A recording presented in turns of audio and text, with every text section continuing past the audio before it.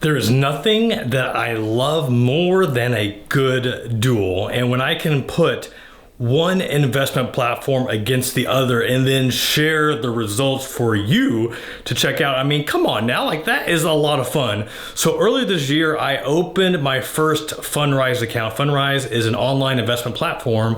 And when I did that, I thought, you know what, it would be also kind of fun if I also opened a lending club account around the exact same time, put the same amount in, and let's see who does better. So that's what we're gonna find out today.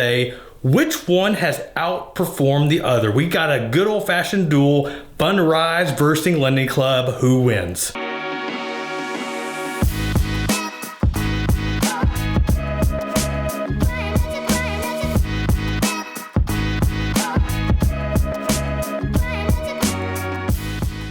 All right, before we go into showing the performance, the return on these two different accounts, I guess first thing, let's just say, like, this is not an apples to apples comparison. You know, Fundrise is investing into real estate. Lending Club is peer-to-peer lending. These are two totally different niches, different spaces.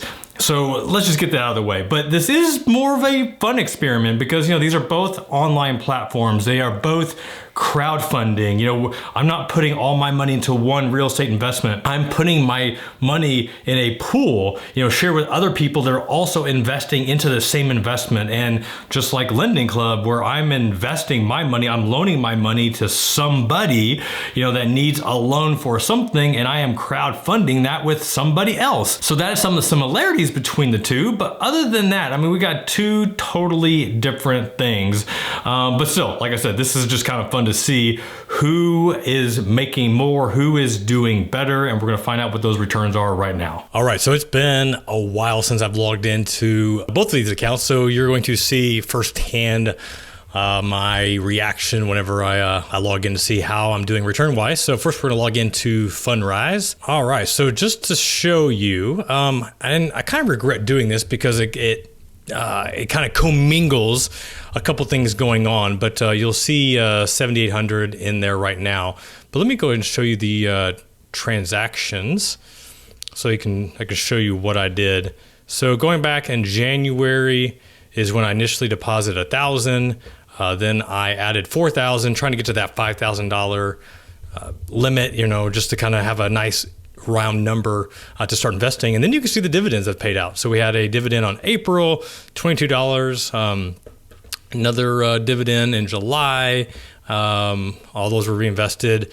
But this is where it kind of gets commingled. So Fundrise had their IPO in August, and based on the $5,000 that I had in my account, this was the number of shares that I was able to buy.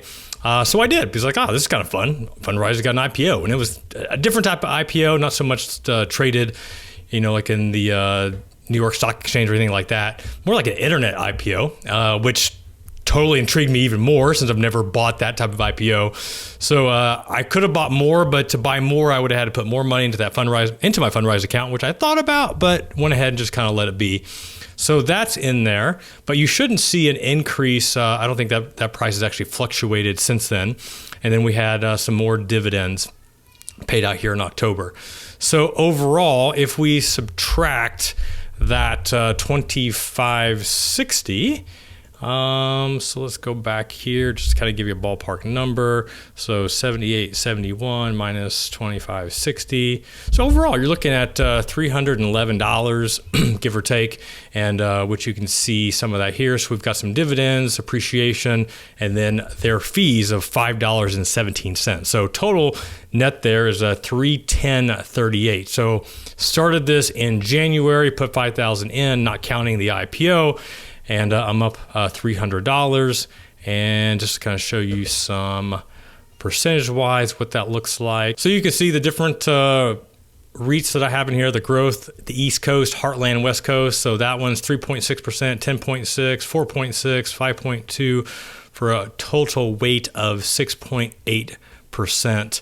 And on there. Now, what I also really like about this is that, so you can see the different projects they have going, and then you'll get these notifications. So here's one I got the email on, which one was it? I think it was one of these, probably this one here.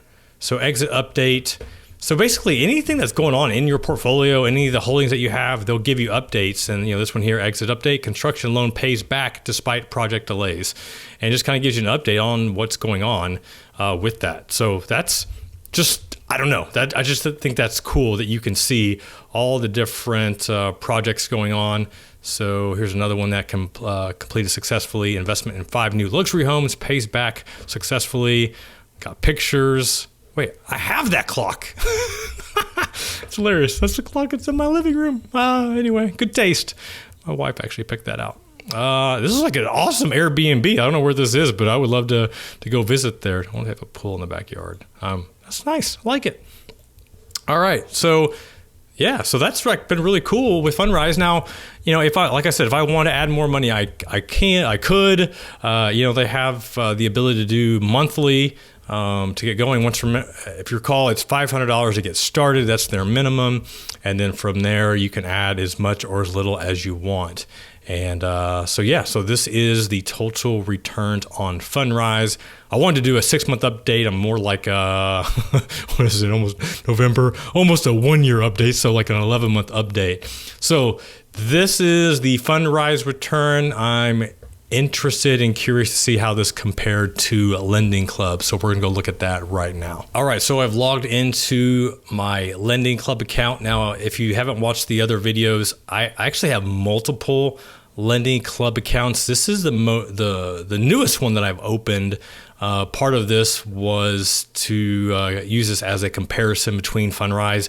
This is not, once again, an apples to apples comparison, but it was just more for fun to see how it would compare. When I first logged in, let me say I was excited. I'm like, wow, 11.49% return.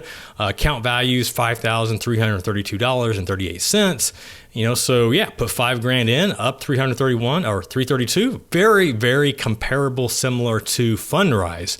But for those of you that are familiar with Lending Club, they do have the ability to show what it looks like for past due notes. So basically people that are late on paying back. So you can click this little button to see how that would affect your return in the event that they don't pay. So yeah, if you flip the switch, ouch, that is not as sexy as what we initially looked at, and definitely not as sexy as Fundrise. So now we go from 11.49% return to a 2.61% return. And instead of being up $332, now we're only up $78. And the adjustment here you can see, so basically $253.82 for past due notes.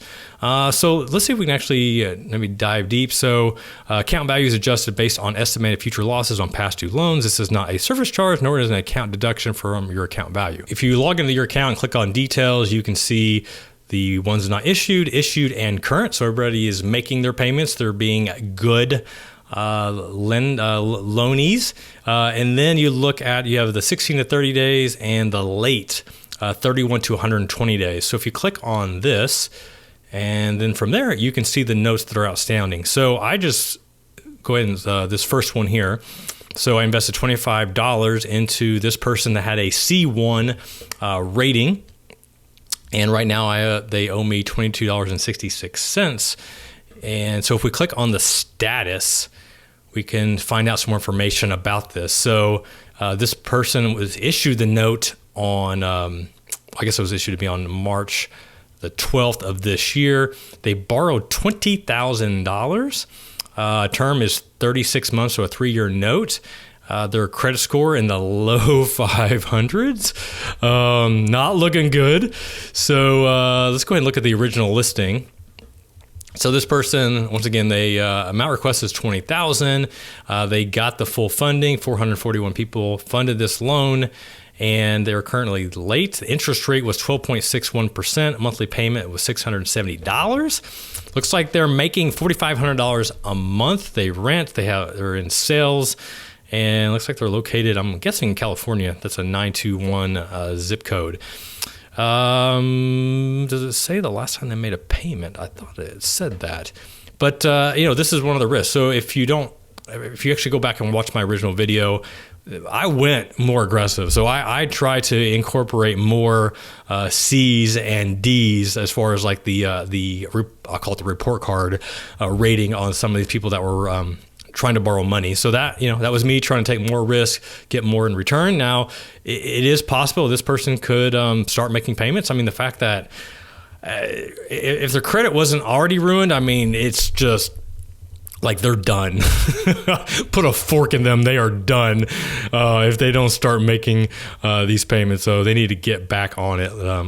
Looks like there is a pending. Looks like there was on the 8th, there was a bit of a payment. So maybe they hit a low commission quarter where they weren't making any sales, and now they're doing good. But now you can see the fluctuation that can make. But just so that you don't just use this as your only basis on Lending Club, let me just go and log into one of my other accounts so you can see something that has had a little bit more of a track record than this account. Oh, this is why I love doing these, because it just becomes so easy to make fun of myself. So this is, I think, the longest tenured Lending Club account that I've had. The returns definitely have reduced over the years. I think that's just with interest rates that have been slowly increasing. You can contribute that to defaults, just some changes in the peer-to-peer lending industry, obviously some of the issues that Lending Club had. But so here is the net annualized return, 4.71%. Go ahead and flip that switch. You can see it drops down to 3.74. But here's what I find very interesting is this, is this little thing here. Available cash, $8,932.76. So I am really bad at just logging in and making sure that I'm invested. And I know with Lending Club, you can set this up to automatically reinvest. Why I haven't? It's a great question. So yeah, that definitely could have been making more than what you see there. So my bad. Either way though, that's a decent percentage. I obviously compare that to market, compare that to other things. This is definitely becoming more like a bond portfolio. Definitely not an apples to apples comparison to bond portfolios, but when interest rate, the 10-year treasury is still, that high 3 range. If you're making close to 5, I mean, that's more than a 10-year bond is typically paying. That's more than you're going to get from a CD. Wouldn't compare that to CD. I mean, there is not the same type of short-term liquidity that you get in a CD, but nonetheless, like this is how I'm viewing this more and more. There was a time that I kind of looked at it as a hybrid.